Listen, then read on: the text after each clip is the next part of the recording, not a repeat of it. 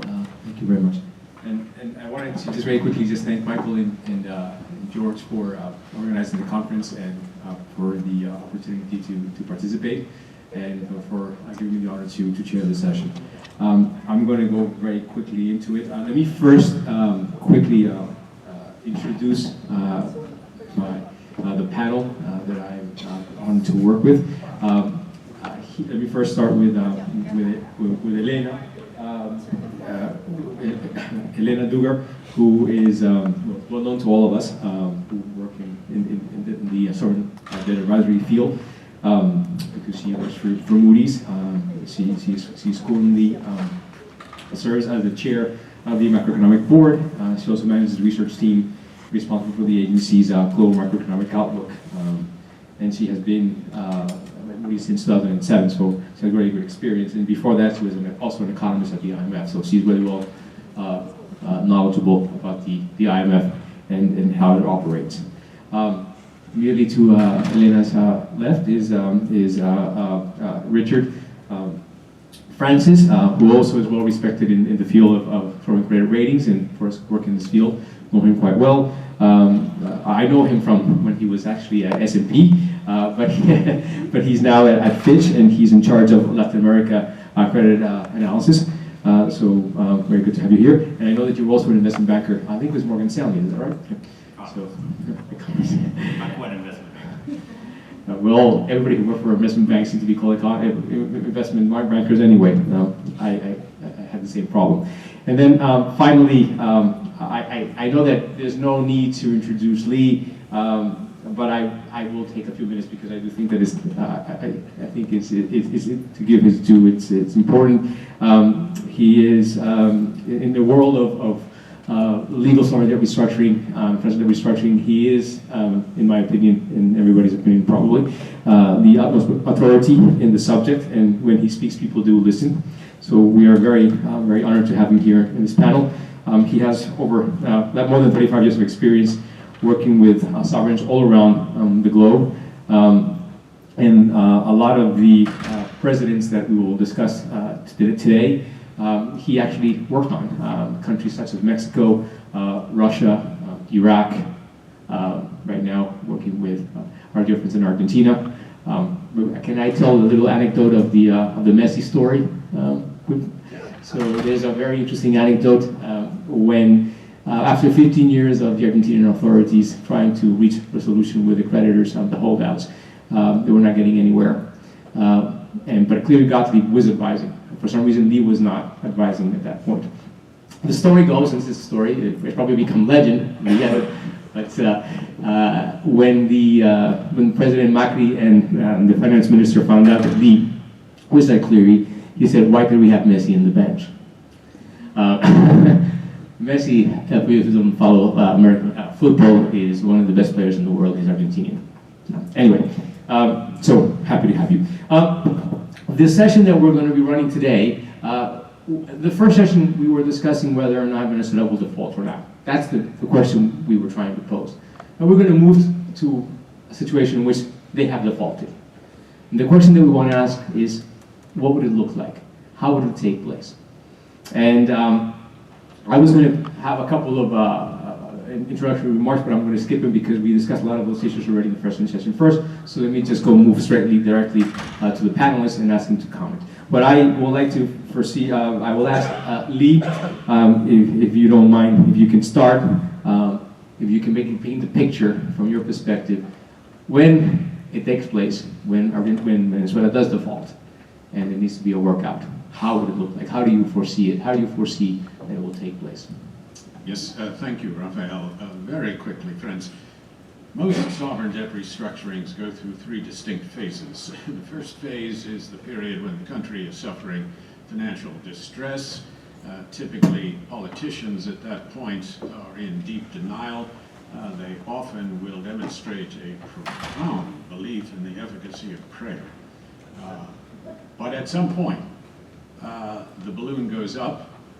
They decide they need to restructure their debt, and you go through a period when the restructuring takes place. When it ends, typically, there is a period of litigation with holdout creditors, creditors who don't participate. That's normally how it goes. In this situation, as a result of the existence of the OFAC sanctions, if the current regime stays in place, there's every reason to think that that middle segment can't take place.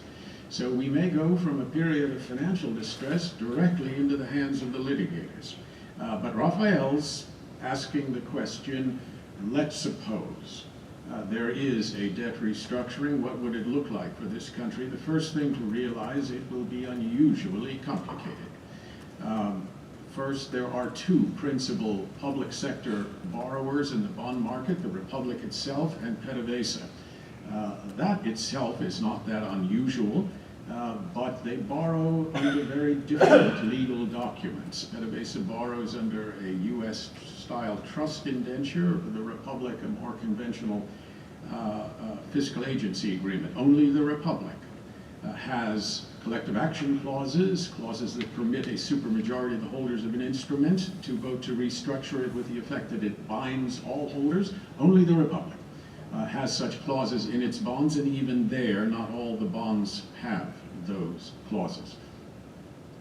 Quite apart from the bond indebtedness, there are other liabilities of the government of Venezuela. There are more than 40 arbitrations against Venezuela under the auspices of the World Bank body, the International Center for the Settlement of Investment Disputes. Some of those arbitrations have reached the decision point and awards are being handed down. Quite apart from that, suppliers, particularly suppliers to the oil sector in Venezuela, and as I think Pablo mentioned in his opening remarks, refurbishing that oil sector is probably the single most important thing that will need to be done to improve the economy of Venezuela. Those suppliers haven't been paid.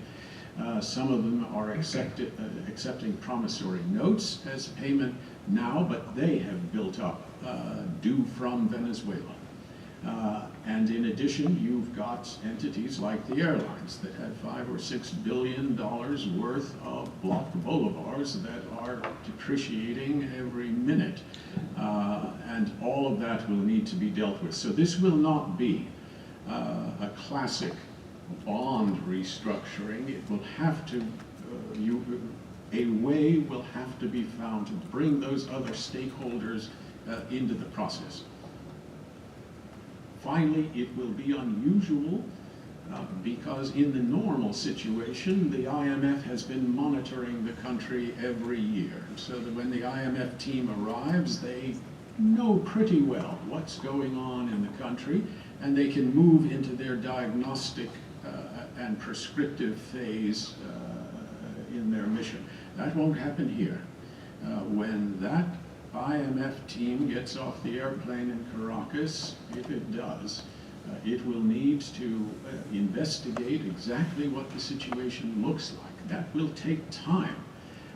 Time that I think a new administration will not have a lot of before people begin to say, wait a minute, nothing has really changed. There will be, to my mind, a great premium placed on the speed with which the official sector can mobilize some financial assistance to put some food on the shelves, some medicine in the hospital in order to solidify a new administration in office.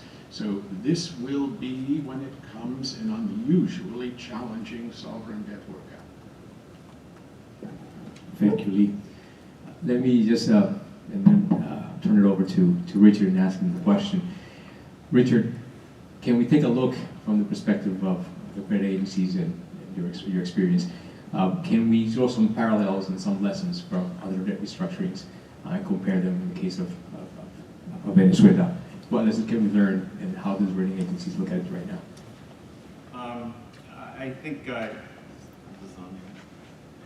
I agree with Lee. I think this is incredibly complicated, and this is unlike most other restructuring default situations that we've seen. You have an economy that's as Pablo mentioned earlier, that's fallen 50%.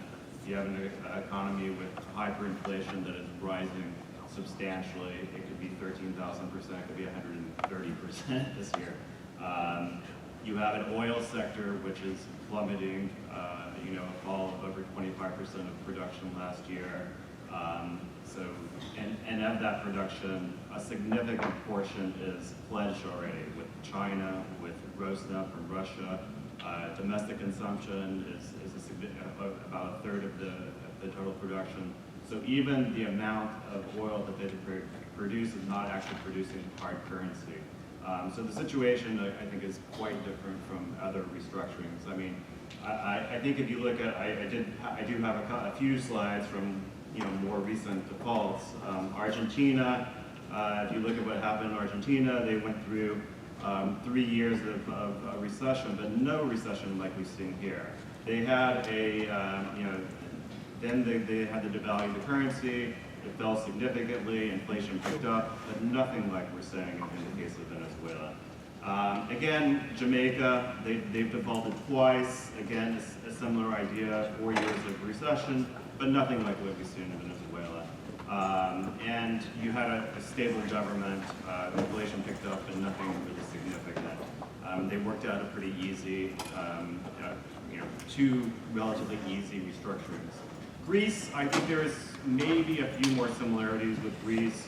You had in Greece a very, very sharp fall and a very long and sharp fall in economic growth.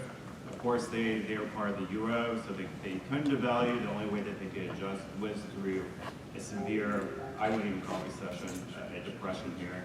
Of course, they, unlike Venezuela, has the support of the IMF. They have the support of the EU. They've been able to work out, you know, some kind of restructurings. Their debt levels are incredibly high still, and I don't think they're quite out of the woods yet. So I think, you know, the situation is very different. I think in this case, we do not have either the economic or the political situation that now to have any kind of even thought of a restructuring. And I agree with Lee. First, there's a humanitarian crisis that has to be solved. It needs to be solved quickly, and you're going to need the help of the international community. And for one thing, I think it's going to take a regime change for that to happen of some sort. And then after that, it's going to be a very hard and long slug, not just because of the economic situation, and not just because of the political situation, but also because of the legal situation, which Lee quite aptly set forth. And Richard, in every example that you just cited, the IMF was already involved from the beginning. Even in the case of Argentina, when Argentina defaulted and actually launched an operation, the IMF was already there and implemented its whole program. And they haven't been there since 2004. So. We've actually had engagement with Venezuela, not after the default, and we do consider them a default. They're $1.7 billion in default on both PDVSA and the government, and they have almost $10 billion this year. They don't have the money to pay for it. I mean, there's absolutely no money to pay for it. So this is going to be a hard development. Unfortunately, 2 years ago, I was asked in a conference to wage whether Venezuela would default, and I said October 2016. They cannot make the payment. Very close. By a few days. Elena, can I, having you here, I would like to ask you, from the perspective of the rating agencies, can you give a little bit of your assessment of how you're looking at Venezuela? And I know Richard already mentioned the fact that you already considered them a default. Can you explain a little bit more about that and how that works?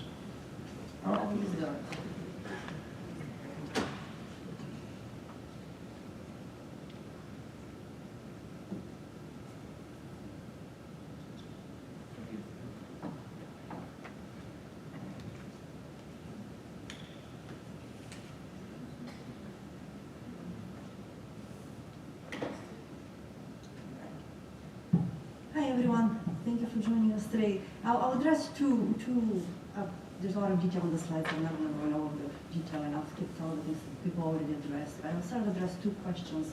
How we look at ratings positionings, we get a lot of questions on that. So I'll explain how we do that. We have slightly different methodologies there, so Richard might want to chime in after me. And then I'll talk about the default timeline, and I'll show you a couple of kind of a perspective on why Venezuela's restructuring is going to be more complex than some of the ones in the past. So on that point, I very much agree with you and Richard. So Moody's currently has a CW3 rating on Venezuela's government. We have been at CW3 since January 2015, so we lowered the rating. CW3 is towards the bottom of Moody's rating scale, and we lowered the rating anticipating the possibility of a credit event with losses of about 35%. In March 2016, we changed the outlook on the CWA rating to negative from stable, reflecting the possibility that we might see larger losses. In terms of how we manage, I won't go over the sovereign ratings methodology, but I wanted to explain. So one point which is frequently misunderstood, credit ratings, Moody's ratings, and credit ratings in general have very narrow meanings. So they refer to the capacity, ability of the government to repay on government debt. So they're not the rating on the economy, they're not the rating on economic policy, they're not the rating on fiscal policy. All these things feed into the rating, but they very narrowly address the possibility of repayment on government debt. So with that in mind, we look at economic strength, institutional strength, fiscal metrics, and of course susceptibility to event risk. In terms of positioning, I'll stick to the Venezuela case here. So in terms of how we position ratings in default, we'll normally, as the economic metrics worsen and the fiscal metrics worsen, we'll normally lower the rating way ahead of default. This is what we did here as well. And then in Moody's case, we positioned in default or close to default or approaching default, we position the rating with respect to expected losses. So in this case, our CWA3 is consistent with losses in the 22 to 35% range. Again, Moody's ratings refer to expected loss, so it's probability of default times the loss given default. Once the default is resolved, we'll re-rate the new debt.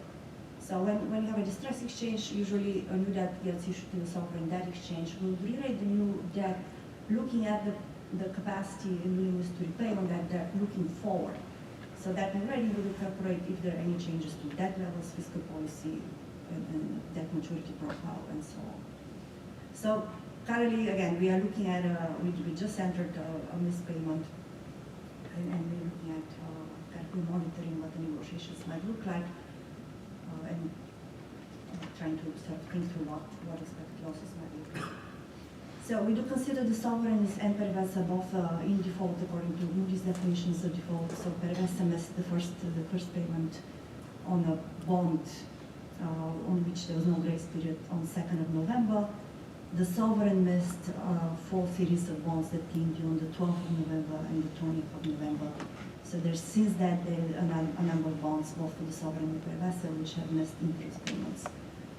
I think if the decks are being made available after the conference, Richard's deck had a list of the bonds.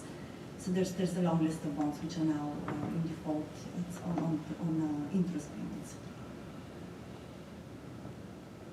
And then also, again, at the beginning of November, the president announced an intention to restructure Venezuela's debt. No details were provided there, and no details were provided. There was a meeting of creditors in Caracas on 30th of November. No additional details were provided at the time either. So that's where we are. I'll come back to the cryptocurrency in a second.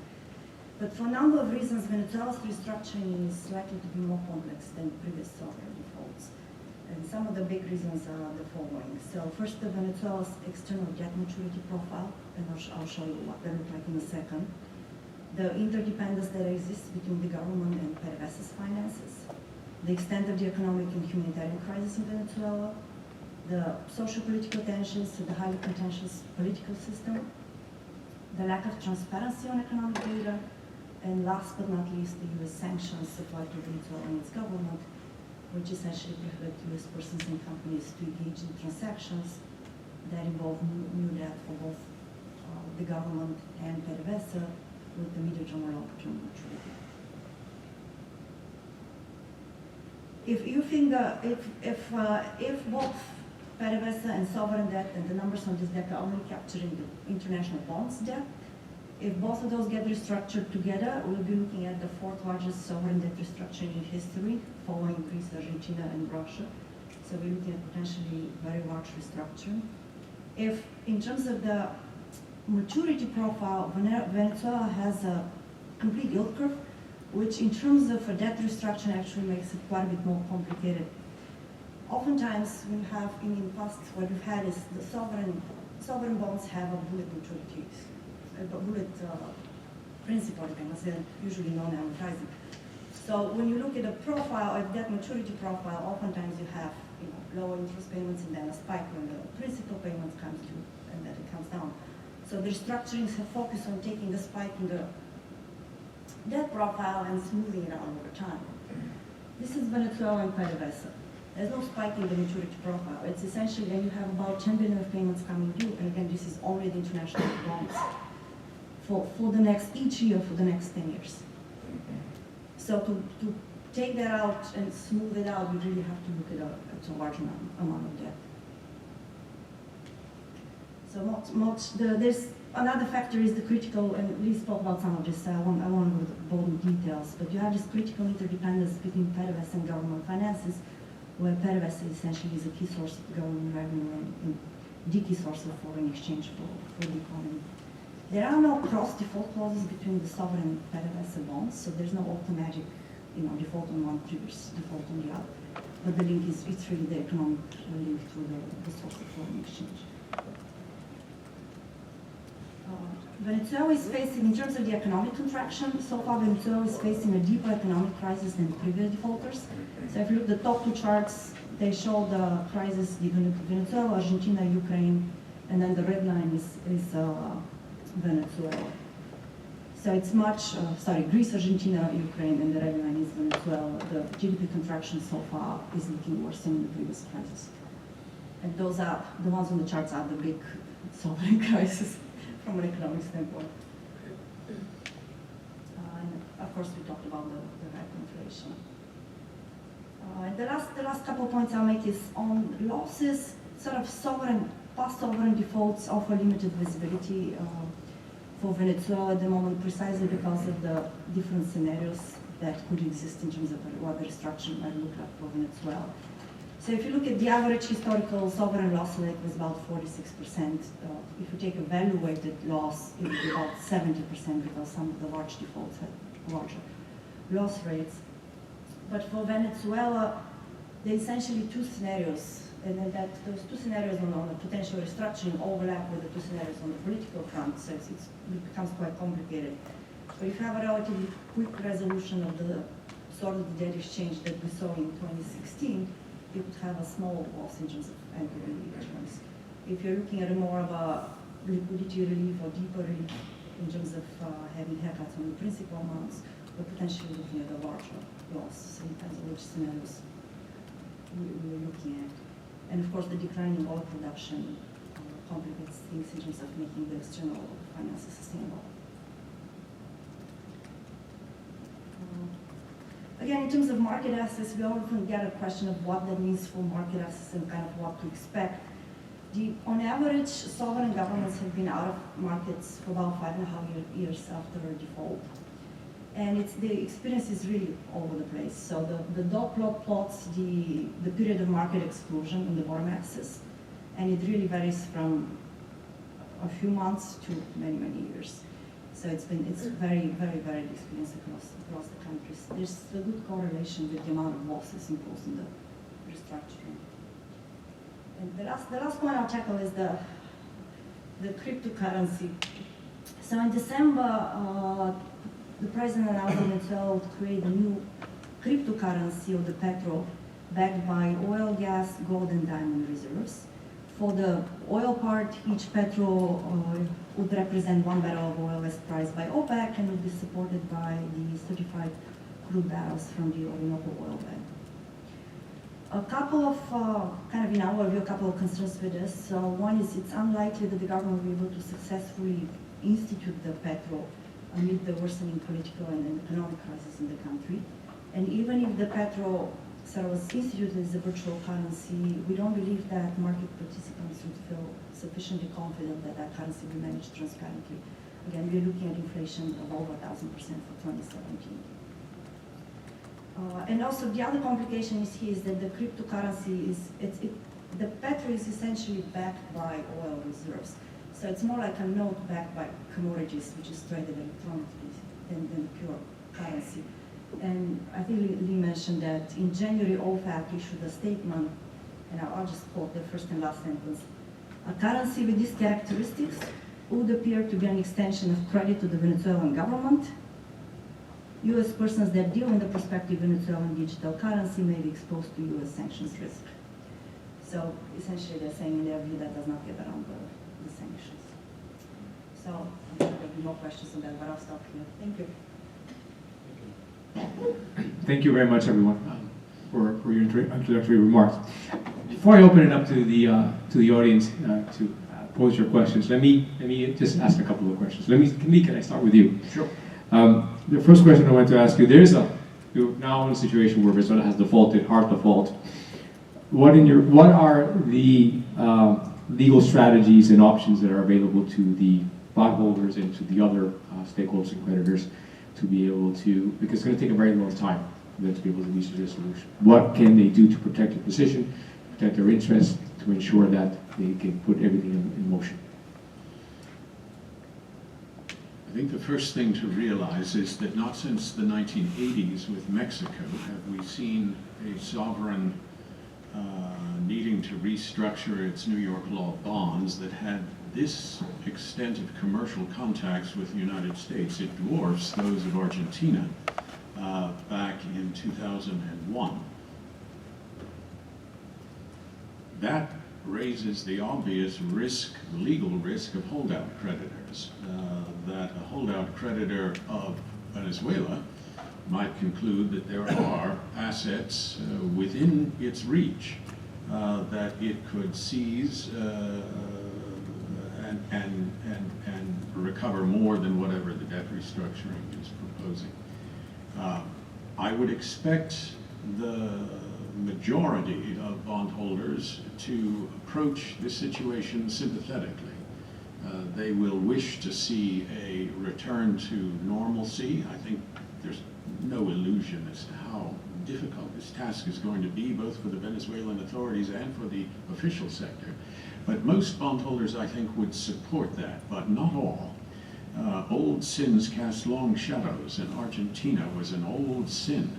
And the way Argentina ended after 15 years of litigation will encourage holdout creditors, and they will be even more emboldened for a country that has this degree of commercial contacts with the United States. Great emphasis, therefore, will have to be placed on finding techniques that will minimize or eliminate or emasculate, in a legal sense, holdout creditors from this debt restructuring. More than any debt restructuring we've ever seen, will that become an important part here. But generally, I think most bondholders will be supportive. I would think with a regime change, the official sector will be very supportive, including the United States, for its own political and economic reasons. So generally, I think there will be a sigh of relief when the debt restructuring finally comes, but an acute danger of holdout creditors. Thank you. Richard, Elena, one question for you. If you can reflect and comment on trying to understand the financial strategy that the Maduro administration is actually currently employing. They already missed the payments. They're having very difficulty making those payments. They're all late, yet they still make those payments in light of the situation. What is the strategy that they're playing? What is they're trying to achieve? From the perspective of a rating agency, what would you expect, or how do you comment on that? I think, I don't think my mic's working, but I think there's two strategies going on right now. One is with PDVSA, and one is with the sovereign. The sovereign has not made any payments whatsoever since they defaulted in November, since the end of the grace period came. PDVSA made a significant payment back in November, albeit late, with both principal and interest. And since that time, it's made several announcements that it intends to make payments on the various debts that are coming due, and I have a list somewhere in my presentation.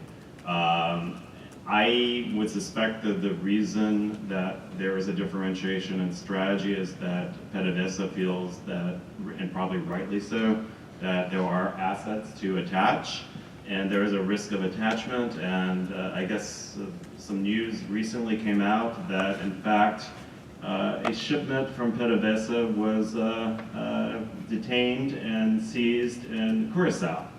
And this was over supplier debts, so it's already happened.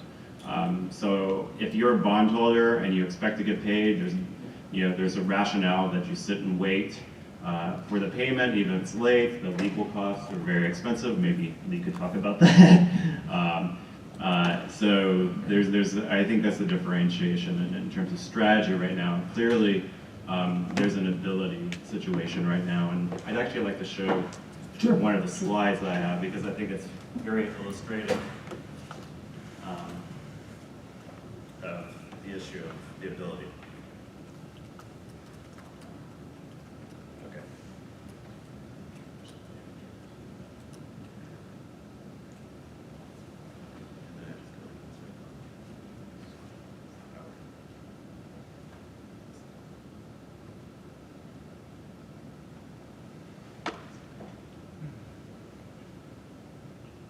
There. Okay. I'm just gonna go through. These are all the bonds that have come due, and I mentioned some of the bonds that they've made payments on. Some of the ones from PDVSA that have come due and they've gone beyond the 30-day, or actually in the case of PDVSA, a lot of them didn't have a 30-day grace period, but they've missed the payments and they're late, but they've announced making payments. To my knowledge, even the PDVSA payments have not been paid then. This is the total amount that's due this year. It's a huge amount. It's nearly $10 billion. They have $9.2 billion in international reserves. These are some of the things that Pablo mentioned. We don't really have great data, but these are our estimates. We have a sovereign model that spits out an indicative rating.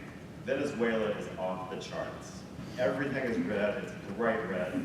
It just gives you a super good look at the extent of the problems in Venezuela. This is the key one I want to show. It shows, this is the OPEC figures about the production of oil. So they fall into about 1.6 million barrels a day by December of last year. However, if you look at the amount of oil they're producing, about at least 25% of it, or 20% of it is for domestic consumption. They're paying one of the lowest rates on oil, 1 cent a barrel, 1 cent a gallon or something like that in Venezuela. So they're making nothing off the domestic consumption.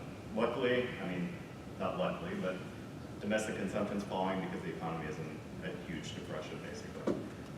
Then you look at Petrocaribe. Petrocaribe is almost gone, it's significantly been reduced. But we are also including in that number shipments to Cuba, which have not been reduced, and Nicaragua, for example. It's a small portion. Then they have a significant amount of oil that was sold forward to China and Chinese companies, and that represents a huge amount of the oil production too. And then they got a loan from Rosneft, and they renegotiated that loan. And so now they're paying Rosneft with forward sales of oil. So of the total 1.6 million barrels a day, they're only getting maybe 25% of that in real cash. And all of that is going to, and this goes back to the bullet that the US has. Only about a third, maybe even less than a third, is cash, and all of that production goes to the United States.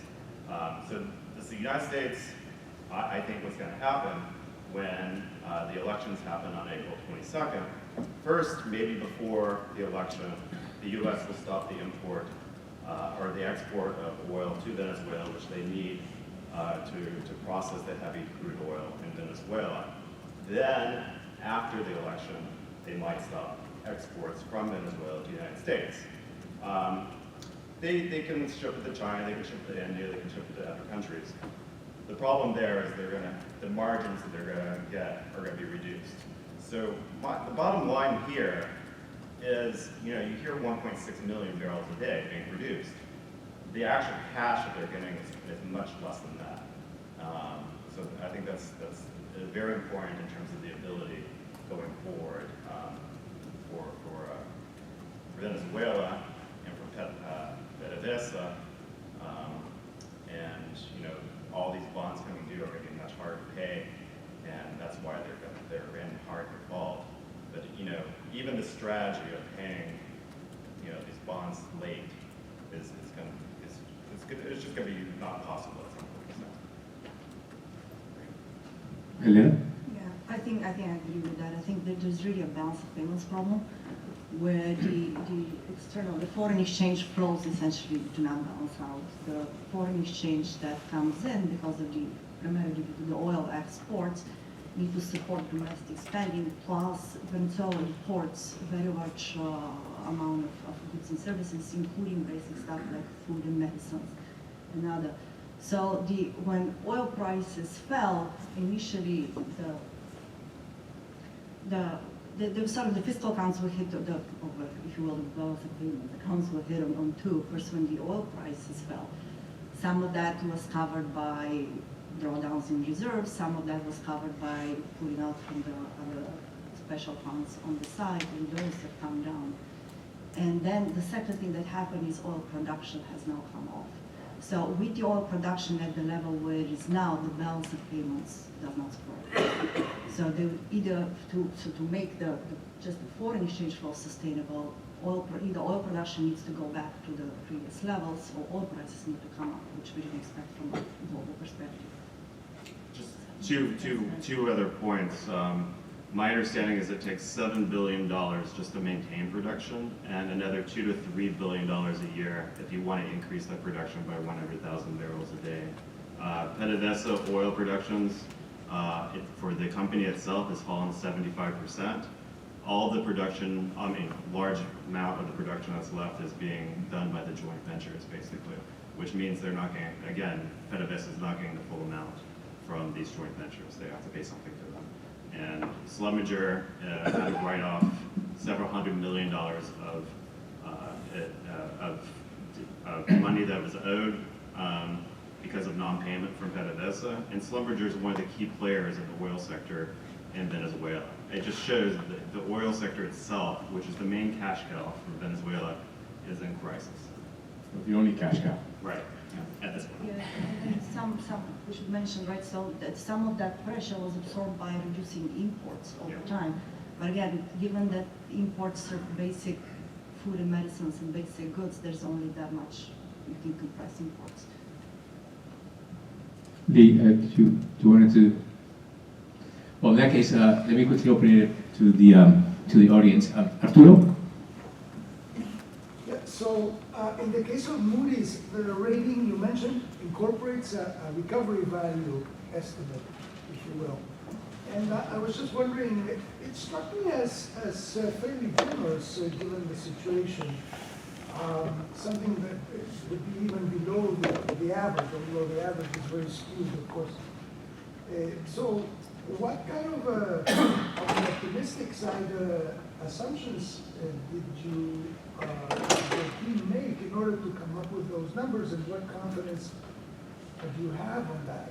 And with regard to Fitch, do you have any kind of recovery value ideas that you put out there?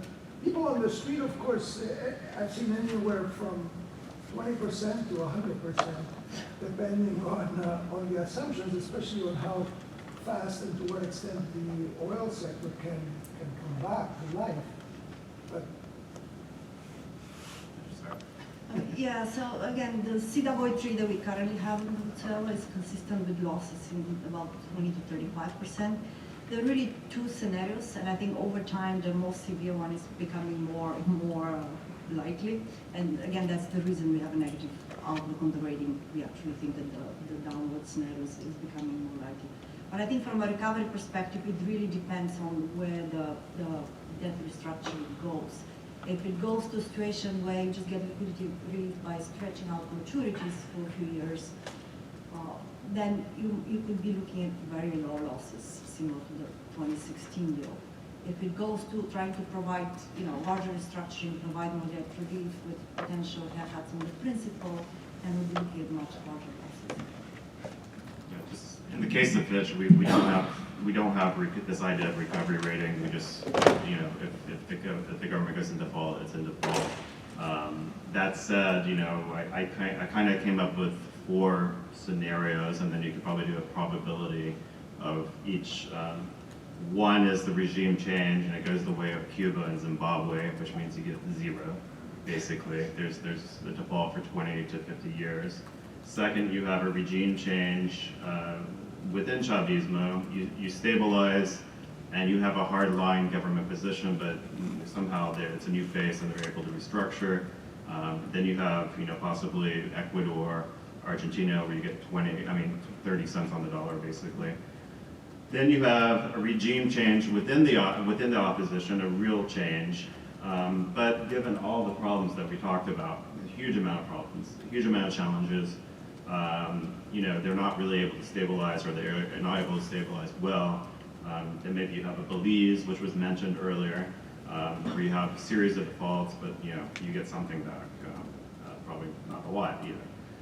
And then you have a regime change where they're able to somehow stabilize the economy. You have moving toward more, all the serious distortions in the economy are somehow managed. The FX, the hyperinflation, it's a huge challenge. It's going to take a while. But anyway, they're able to stabilize the economy. They open up the oil sector, which is huge. They're able to get a vast amount of resources, and then you have some kind of upside. But then you still have probably 3 to 5 years with not getting any payments, but maybe you get 60-70% return. So you do a blended probability. I don't think it's going to be that high. I would, the market right now, Arturo, like you said, is 20 cents on 20 to 25 cents on the dollar, I think, right now. So that's what the bonds themselves would say. From a financial perspective, one of the biggest challenges that we, financial advisors, have to deal with when we go into a situation like this is trying to assess whether it's an issue of solvency or liquidity. And in the case of Venezuela, it's very complex. Iraq in 2004, despite all having the second largest reserves of oil wealth in the world, received an 80% haircut, and the economy was completely destroyed because of civil war. In the case of Venezuela, you don't have civil war, but you have an economy that has been decimated to an extent. First, Duggar. Yes, please. The one video of Venezuela, of course, that we have discussed, and if I wasn't already weeping after the first session, which is not making a problem any better. Is it possible that we have like a 2-stage approach to Venezuela? Probably it's going to be very complicated, as we say, but could there be a case where you look at the corporate sector, which is going to be essential to maintaining sustainability of fiscal revenue?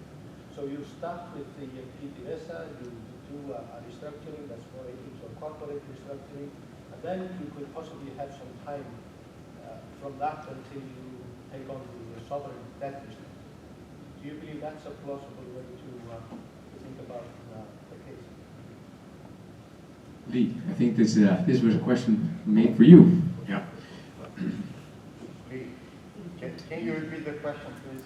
Yeah, so the question is, could you see a 2-stage restructuring here where PDVSA, which is a corporation, might go through a corporate-style restructuring before you then turned to the question of whether the Republic would need to restructure and on what terms? I don't think so. And part of it goes back to the relationship of PDVSA to the Republic.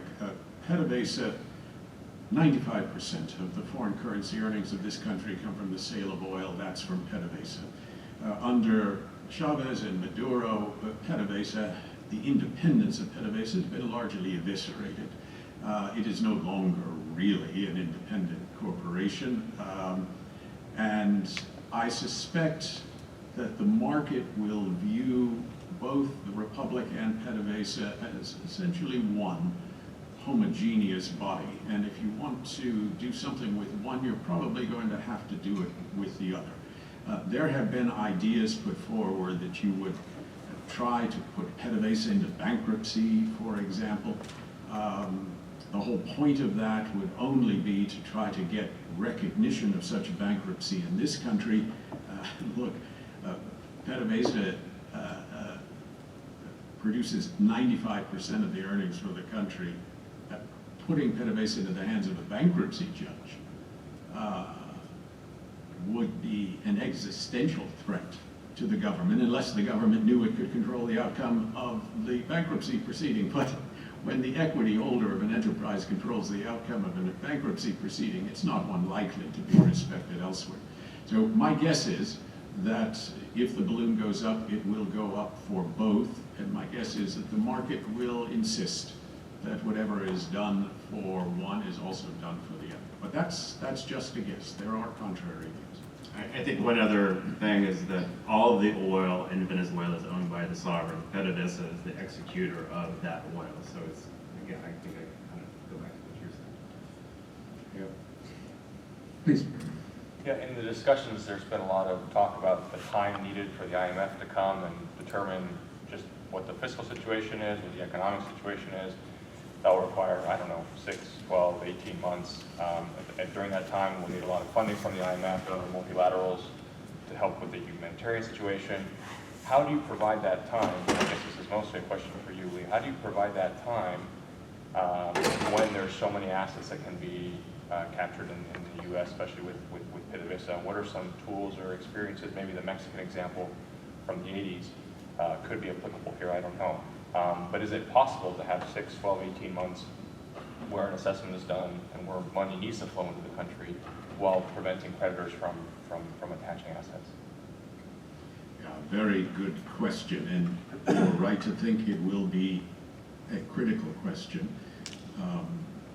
One should assume that all payments, external debt payments, will cease for a while. They're going to need every dollar they have to finance their reconstruction.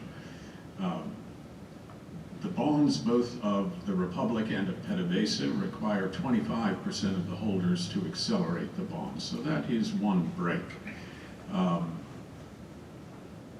Individual bondholders can sue for their share of missed payments, so if a bond has matured, you would be at risk of someone trying to bring that lawsuit.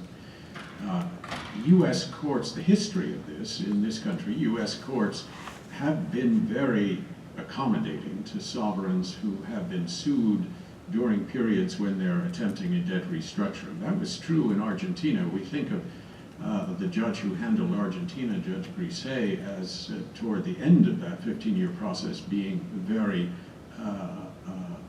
sympathetic to the creditors. When it began, he was quite sympathetic to Argentina, and he kept them at bay.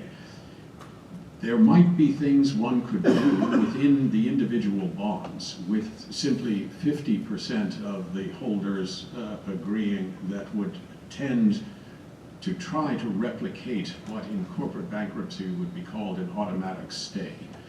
And that might be attempted here, although it will be a difficult task. My guess is that litigious creditors would be told,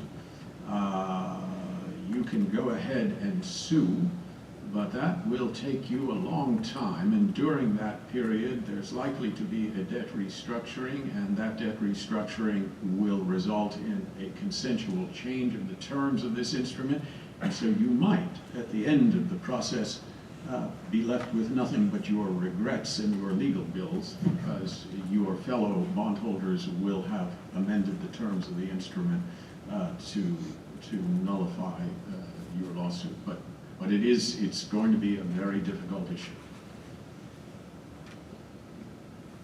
Please. Given the fact that there are important suppliers, creditors out there whose obligations are in default, and given the scenarios that we've listened to this morning, which go between grim to very grim, why wouldn't the supplier's creditor seize assets now in advance of other action? Perhaps you've given the illustration of the tanker off Curacao, which I wasn't aware of. Well, it's happening, I guess. So, I mean, especially with these supplier creditors. I mean, the bondholders, I think it's going to take a lot more time to get, organized. Exactly. Yeah, I mean, I think what's happening with the Curacao incident is a special case in that the supplier probably was providing services to the company that was shipping the oil. And therefore they had a basis for seizing a tanker. Venezuela sells its oil free on board, FOB, meaning the title to the oil passes to the buyer at the port of loading in Venezuela.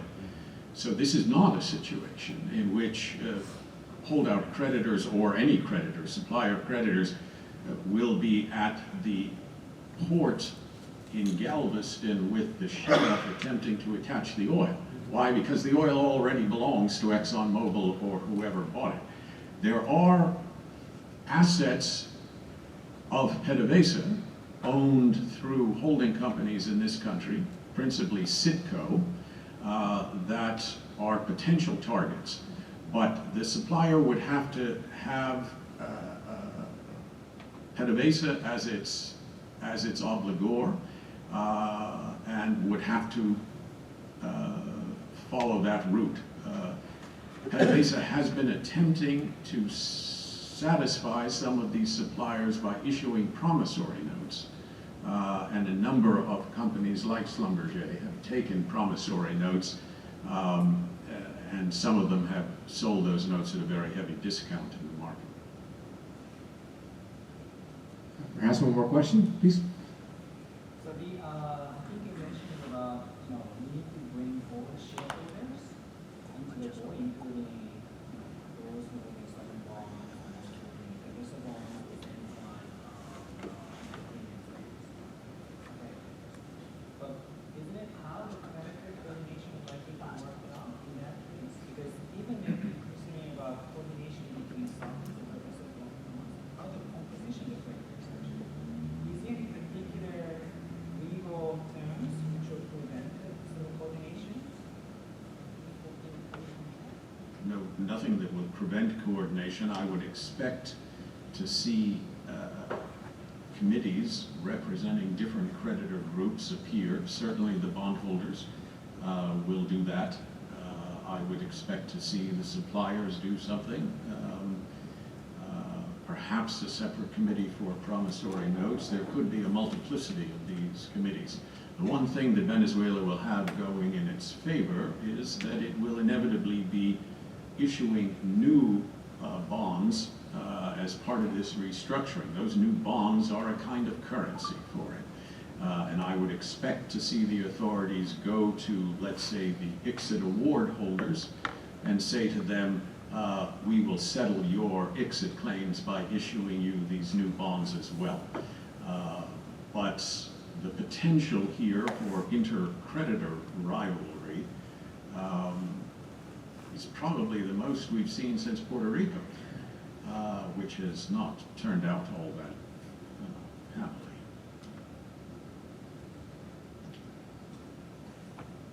One more question, and then I think we would have to end. Please. Thank you. So that was the last one. Thanks for taking that. Typically, in troubled sovereigns, okay, when they have restructuring, in the literature we see that after they have the restructuring, foreign investment comes back into the country, the currency recovers, the economy takes off. Okay. We did a study at Mary based on this literature that showed that the equity markets of a country that just had restructuring, from the month after the restructuring for the next 2 years, exploded. So, in this specific situation, and I'm sorry this is a little bit of a different question, in this situation, the specific situation of Venezuela, what's your outlook for the economy after restructuring?